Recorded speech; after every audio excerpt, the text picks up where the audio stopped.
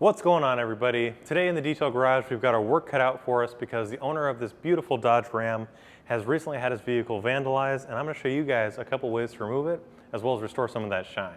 So just by looking at it, we see that we've got this overwhelming amount of yellow spray paint all over this black paint job, and for whatever reason, the person decided to go around the entire truck spraying it, and there's heavy amounts of spray paint in different areas. So one way that we would normally do this is just use the natural cleaning oils of butter wet wax to help lift it off gently without having to polish it or basically do any kind of other work, because the natural cleaning oils of butter wet wax will lift off any of this kind of overspray or any kind of paint transfer or vandalism in this case, while also shining it and protecting it. But since we have the entire truck to polish here, we're going to skip that step and move on to polishing it with our TORQ 15 DA with a microfiber pad, which is going to help really cut the surface and remove anything that's on there. We'll also use some V36, which is my go-to polish.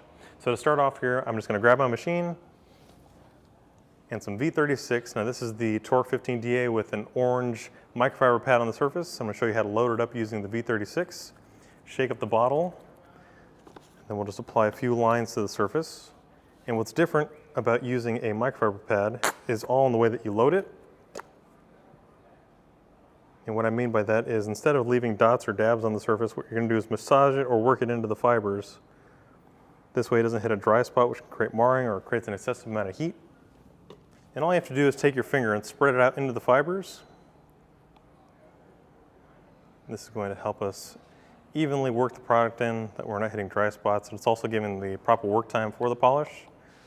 And like always, we'll use a bit of pad conditioner to help moisten the pad, which is going to help, again, prevent any kind of excess heat and moistens the pad, and also prevents a lot of the dusting.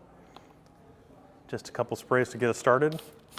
And a lot of people ask us what or how often do you need to use pad conditioner, and essentially this is just at the initial application and for the first few sections, and after that you just do it as necessary, because the more you put on there, the moister the pad's going to get, and that's going to start slinging a lot of the pad conditioner. It also makes it hard for your chemical to stick to the pad. So just a couple sprays at the beginning, and then just as necessary as you work. So now we're going to start here just in the small section. I'll give you guys a little bit of before and after here, and we're just going to blotch it out. And if you're new to polishing or any kind of paint correction, there's a few things you want to keep in mind, and that is the speed that you're working in. On this, on a dual action or a random orbital, you want to use the highest speed setting for when you're actually polishing it, but when you're spreading anything out, you just use the lowest speed setting. You want to make sure that the machine is completely flat, and you're not applying too much pressure on the head here, which could cause the pad to stall or slow down, and also it creates a lot of heat here. And then when you're working on the backhand here, you just want to keep it nice and level. This way you're not digging in from the front or the back. And then just want to move about an inch per second. This way you're moving across the surface evenly, but you're also not creating a lot of heat there, you're not damaging the surface. So on the low speed setting, we're going to spread it out, and on the highest speed setting, we're going to break it down, work it into the paint, and then remove all this transfer.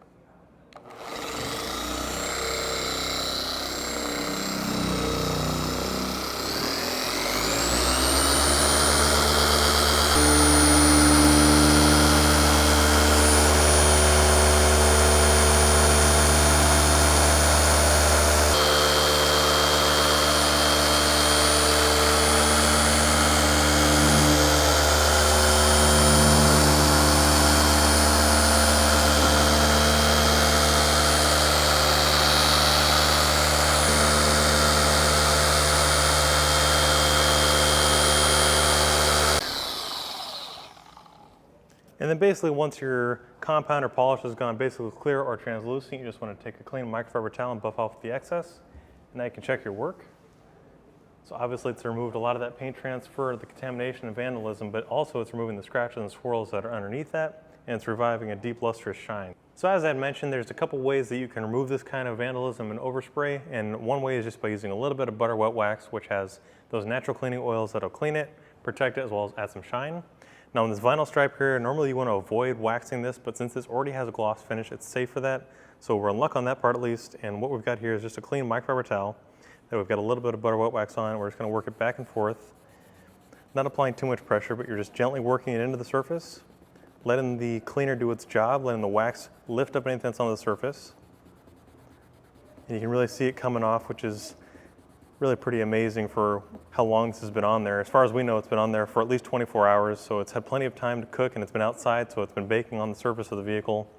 And if this were something that you took to your insurance or to a body shop, this could cost you thousands of dollars to fix or repaint if necessary. So having the knowledge, the products, as well as the ability to do it yourself is going to save you a lot of time, a lot of money in the long run. And this is really just a great way to maintain your vehicle as well as restore some of that shine. Really gets intimate, and also this is a great way to protect your investment. So just buff it off there, and you can see that we've got this nicely removed area here. I've still got a lot of work to do around the vehicle, but like I mentioned, you can polish it using either a microfiber pad, you can use a foam pad, or if you're just not comfortable using a machine polisher, you can also use some of that butter wet wax, or you can hand polish it, but that's gonna take a really long time. At least with this, you're just removing that top layer, the overspray or the contamination, but if you're gonna hand polish it, then you're gonna have to work it in until you completely diminish any kind of swirls or scratches. So like I said, I got a lot of work to do here, so I'm gonna grab one of the guys inside of the shop. They're gonna help me finish off this vehicle. You guys can check out these products on our website, chemicalguys.com, or at your local detail garage. If you like today's video, or if you got similar problems, drop your comments down below. Hit that like and subscribe button. We'll see you next time right here in the detail garage.